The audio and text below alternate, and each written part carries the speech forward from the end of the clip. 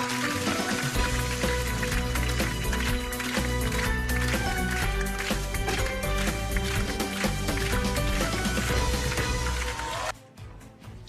bonsoir à tous et bienvenue à la une de ce vendredi soir pour le Grand News. Astuce du boulanger, comment préparer une baguette fait maison en tradition.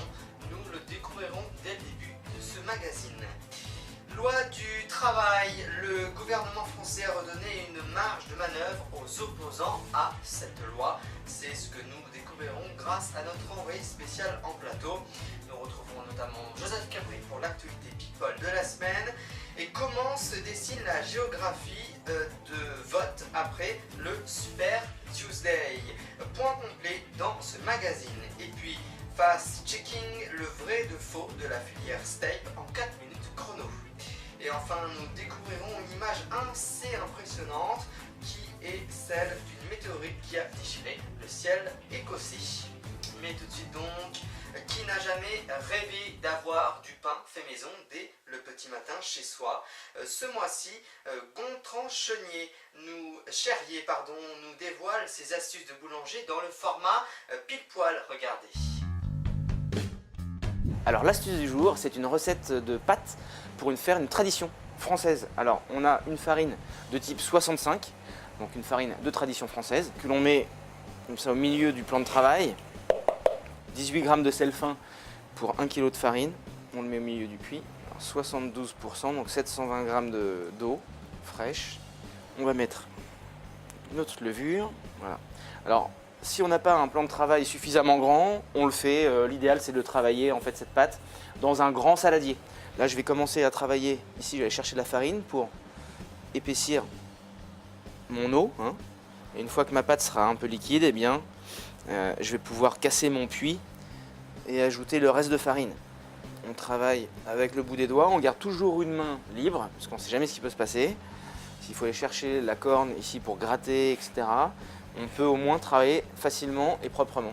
Alors c'est vrai que quand on fait une pâte à tradition, il faut prendre son temps parce que ça demande du temps évidemment pour le repos de la pâte, mais ça demande du temps pour le pétrissage. Le but, c'est d'aller travailler le gluten de la pâte. Donc là, vous voyez la texture que j'ai ici. Je peux aller chercher le reste de ma farine ici et l'ajouter.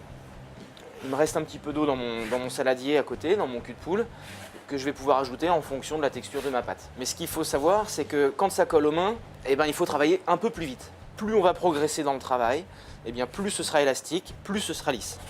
Et maintenant, on va commencer le pétrissage. Je jette la pâte sur la table, je la replie sur elle-même, je prends à droite, je décolle et je recommence. On va ajouter de l'oxygène dans notre pâte et puis la pâte va se lisser petit à petit, vous allez voir. Ça demande un peu de boulot tout de suite et après on peut se reposer. Vous voyez déjà un petit peu. Elle devient évidemment rapidement plus lisse et on continue. On travaille, on travaille, on travaille. Donc là, le résultat, il faut que ce soit homogène et que quand on tire, c'est comme un chewing-gum, il faut que ce soit bien lisse et qu'on puisse tirer dessus correctement. Et on peut mettre la pâte au froid pendant une nuit. Alors, le façonnage de nos petites baguettes. Alors, une chose importante, il faut avoir un plan de travail qui ne soit pas trop fariné. Si jamais c'est trop fariné, la pâte va glisser, vous n'allez pas pouvoir façonner correctement. On prend notre pâte, on la pose. Là, j'ai une soudure, une fermeture, je la mets toujours sur le dessus, visible pour moi. Je mets le pouce au milieu. Je viens fermer, je viens emprisonner mon pouce à l'intérieur de la pâte comme ça, avec l'index. Et avec cette partie-là de la main, je viens souder, comme ça. On vient façonner, donc les mains à plat, on n'appuie pas trop fort, on écarte toujours les mains quand on façonne comme ça, de manière à l'allonger notre baguette. Voilà, on fait des petites pièces qui font à peu près 30 cm de long. On fait les bouts pointus, parce que c'est vrai que c'est plus mignon. Donc là, j'ai la soudure qui est au-dessus, je la mets en contact avec mon torchon, mon chiffon, mon tissu, ce que vous voulez. On laisse comme ceci, on peut couvrir un plastique et on va laisser environ en température ambiante 30 à 45 minutes. Alors là, on a les baguettes. Donc vous, à la maison, vous n'avez pas forcément évidemment un tapis en fourneur. Vous n'avez pas un four à 270 degrés. Donc ce qu'il faut faire, c'est préchauffer votre four à 250 degrés. Vous mettez dans le fond un petit contenant avec de l'eau, de manière à faire un peu de vapeur d'eau. Vous mettez la plaque du four dans le four, qu'elle soit bien chaude.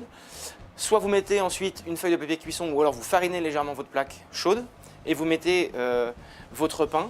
Avant de mettre le pain, vous donnez un coup de lame sur le dessus. Et là, on enfourne.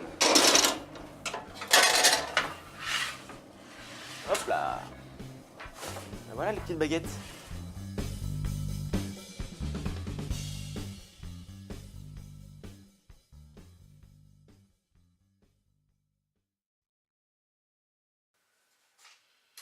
Dédié principalement aux syndicats professionnels et étudiants, le projet de réforme du Code du travail est assez largement critiqué par la société civile qui s'est notamment mobilisée en ligne sur Internet.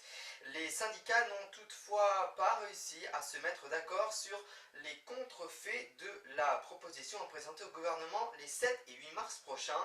Quelques réponses avec notre envoyé spécial qui s'appelle Bastien Bonnefoy. Le gouvernement, d'une certaine manière, leur a redonné une marge de manœuvre, puisqu'en reportant la présentation du projet de loi en Conseil des ministres et en décidant le 7 et le 8 mars de recevoir à Matignon l'ensemble des syndicats, ça leur redonne un poids politique maintenant dans cette négociation. Parce qu'ils ont eu le temps de se mettre à la même page Alors c'est toute la question des jours qui viennent. On voit bien que les syndicats sont tous d'accord pour condamner la loi travail dans son ensemble, mais qu'ils ne sont pas tout à fait d'accord sur la méthode pour l'amender derrière. Il y a des syndicats qu'on dit réformistes, comme la CFDT ou la CFTC, qui sont davantage sur un rééquilibrage de cette loi. La CGT est davantage sur une position de retrait plus dure. Et FO est également dans une position de réécriture assez importante de la loi. Donc effectivement, le gouvernement doit faire face à un front syndical qui est à la fois uni contre la philosophie générale de la loi, mais qui peut parfois être un peu divisé sur la méthode et la stratégie pour négocier avec le gouvernement. On peut s'attendre à une forte mobilisation dans ce contexte-là, le 9 mars justement? Il peut y avoir une forte mobilisation.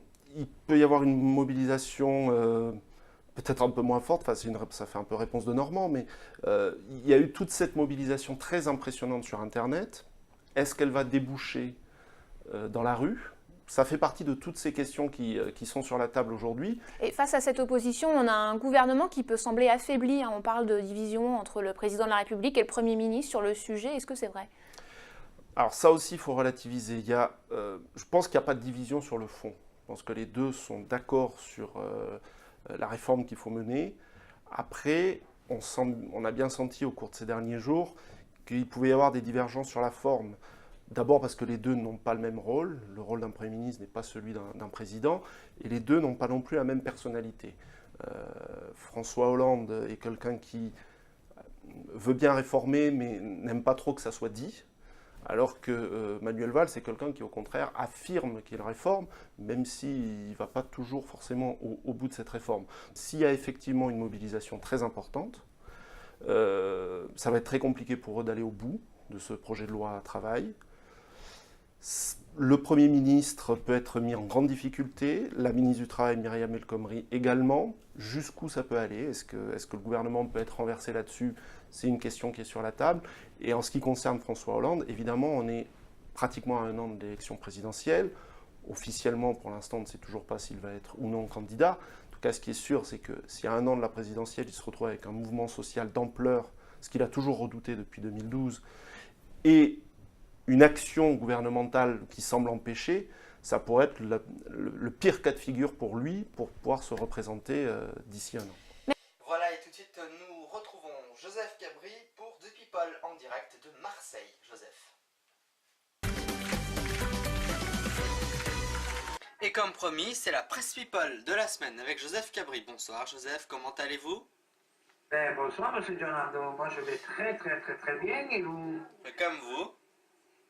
C'est super. Hein. Et c'est le direct avec donc Joseph Cabri pour sa Presse People. C'est à vous Joseph. Voilà, alors je vais commencer déjà par dire un grand bonsoir aux auditrices et aux auditeurs.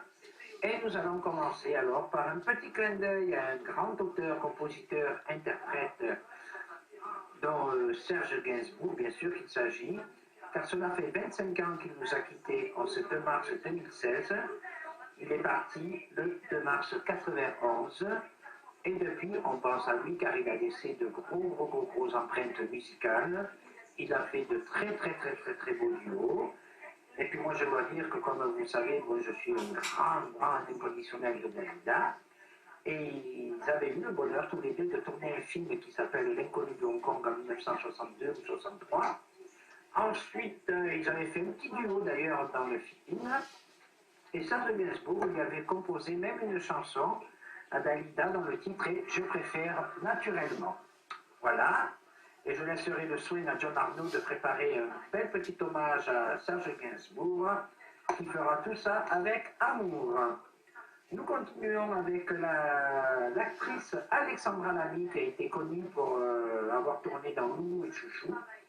Enchaîne en ce moment des téléfilms très très très émouvants, mais qui font des cartons d'audience.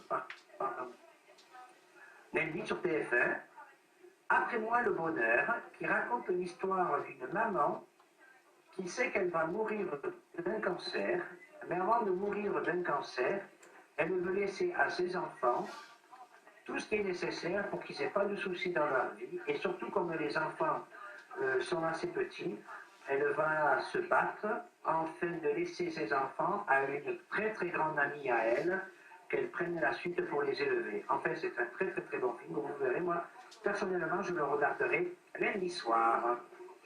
Un concert de Johnny Hallyday va être retransmis en direct dans plus de 150 cinémas de France et de Belgique.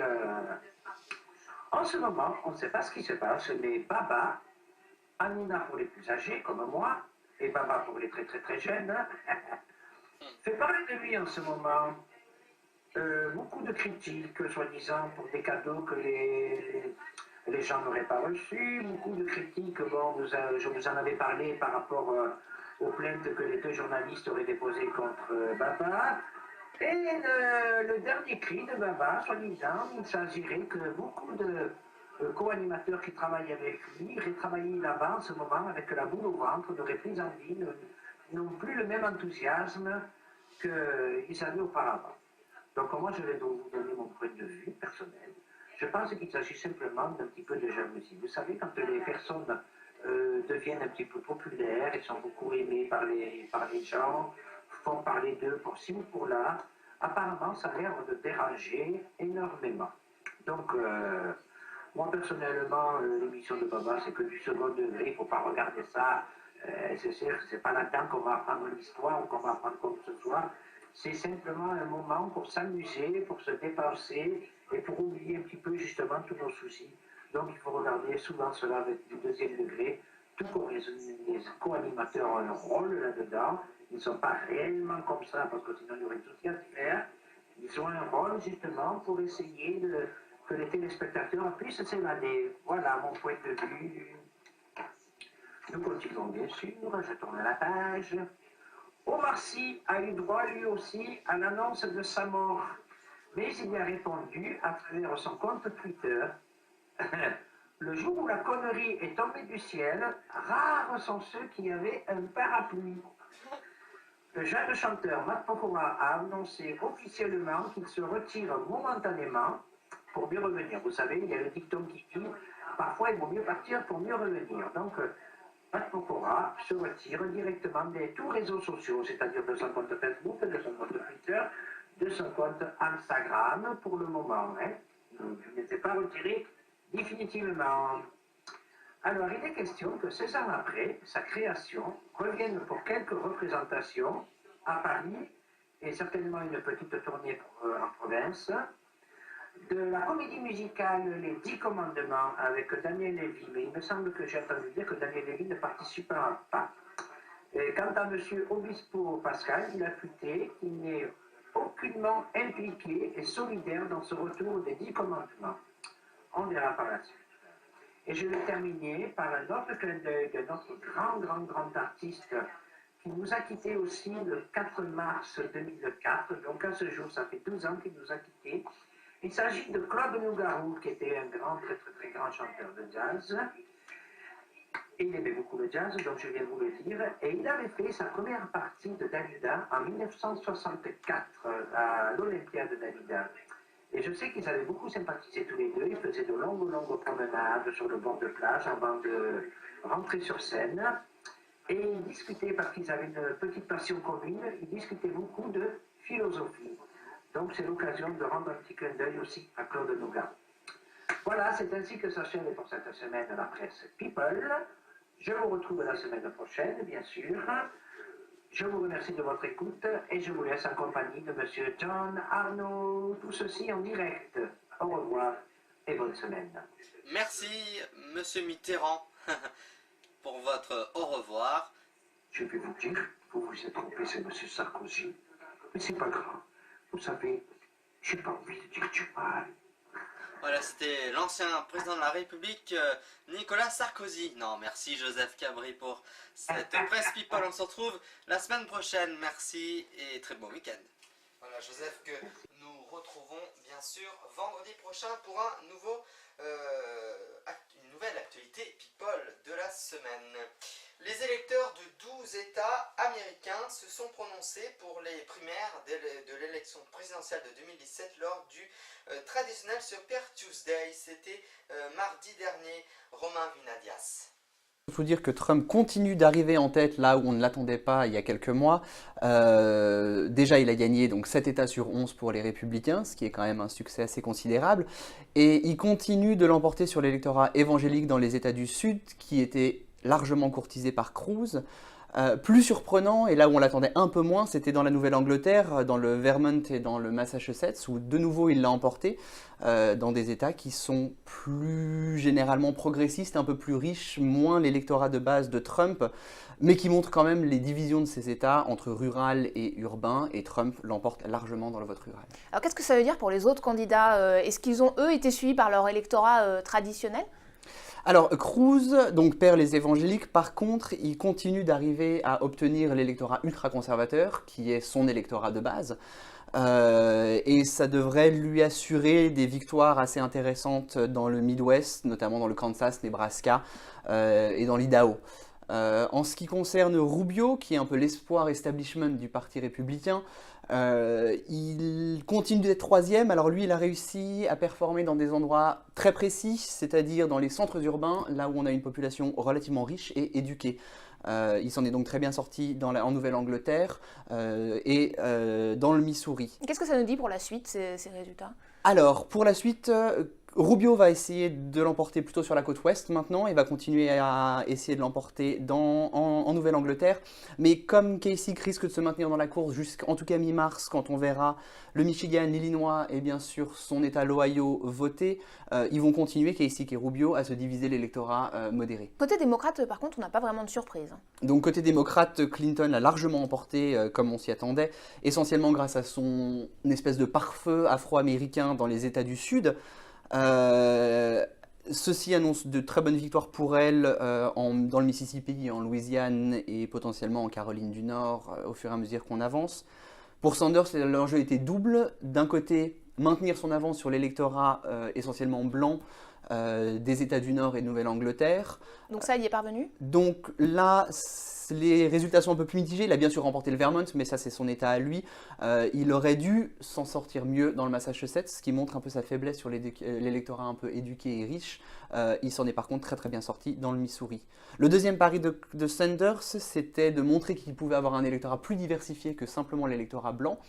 Et pour ça, on se tourne vers le Colorado qu'il a gagné, mais essentiellement dans les zones progressistes démocrates blanches, et le Texas où il a largement perdu. Et le seul endroit où il a réellement réussi à gagner, c'est Austin, qui est une population blanche progressiste. Le reste de l'État, notamment la frontière mexicaine et San Antonio, qui sont à majorité hispanique, ont largement voté pour Hillary Clinton. Comment on peut imaginer la suite de ces élections côté démocrate? Alors, pour la suite, Sanders va continuer d'essayer de capitaliser sur son électorat blanc. Donc, il va essayer de performer dans le Montana, dans les Grands Lacs, où il sera en compétition avec Clinton.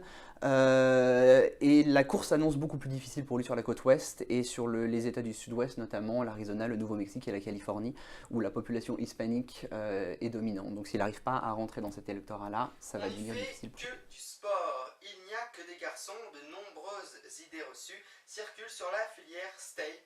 Je vous propose de regarder ces quelques explications signées ce soir de notre envoyé spécial en plateau pour Le Monde et pour le Grand News. Elle s'appelle Josepha Lopez.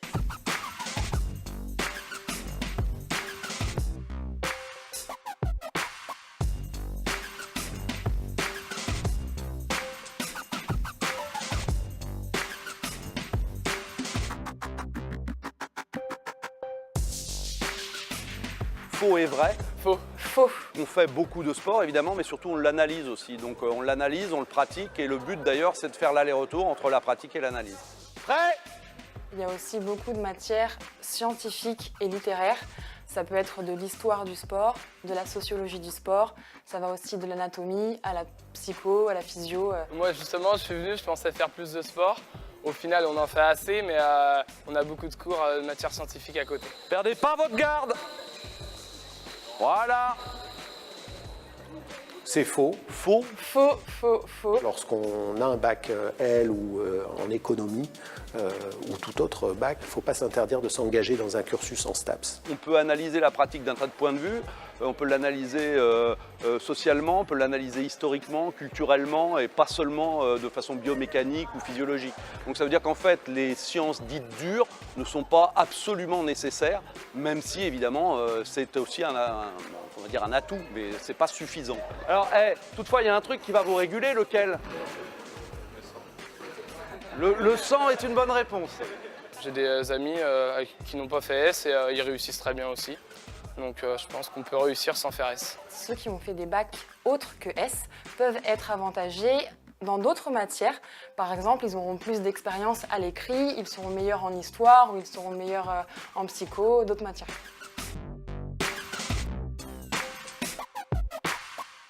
C'est faux. Alors là, faux. Faux. À partir des années 80, mais de manière beaucoup plus affirmée à partir des années 2000, 2005, il y a une diversification des filières de formation en STAPS qui autorise de prétendre à des métiers liés au management du sport, liés au milieu handicapé, liés au milieu de l'entraînement.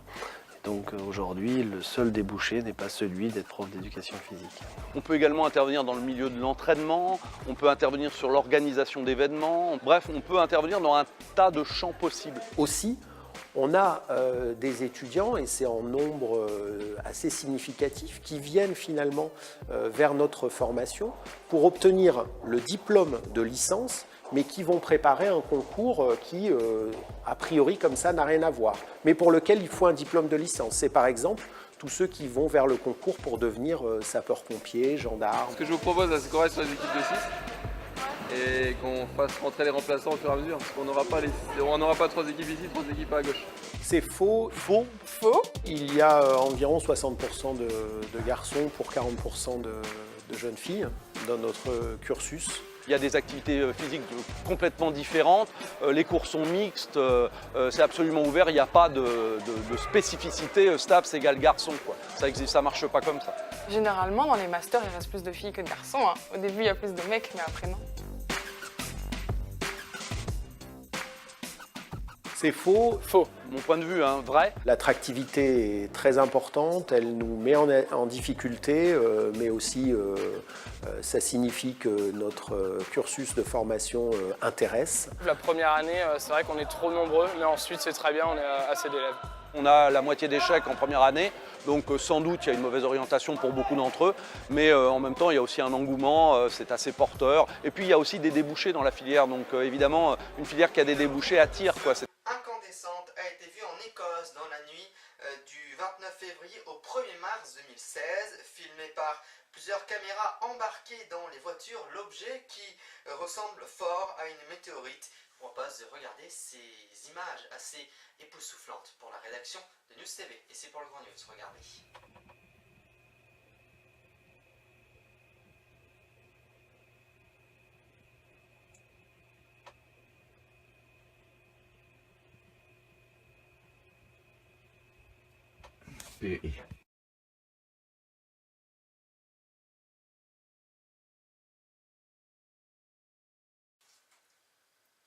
On en a parlé dans le The People, donc l'actualité People de la semaine avec Joseph Cabri. Tout à l'heure, nous parlions de Serge Gainsbourg. Sachez que demain soir, je vous retrouverai bien sûr à 20h15 pour toute l'actualité. Et dans ce même magazine, qui est donc le Grand News, nous rendrons hommage une dernière fois pour monsieur Serge Gainsbourg qui nous a quittés. C'était un 3 mars 1991 à l'âge de la soixantaine. N'oubliez pas la rediffusion du Grand News ce soir aux alentours de 22h45. Au passage, bien sûr, puisque la dernière fois, et j'espère qu'elle me pardonnera, je l'ai totalement oublié et c'est remercier bien sûr Tiffaine Drapeau, cette émission lui est notamment dédiée. Voilà, fin de ce magazine, j'étais ravi et heureux de vous le présenter, mais je vous retrouve bien sûr demain à 20h15 où, je vous le rappelle, nous rendrons hommage à Serge Gainsbourg qui nous a quittés un 3 mars 1991. Je vous souhaite de passer une excellente soirée sur cette antenne et je vous donne rendez-vous donc demain à 20h15. Merci.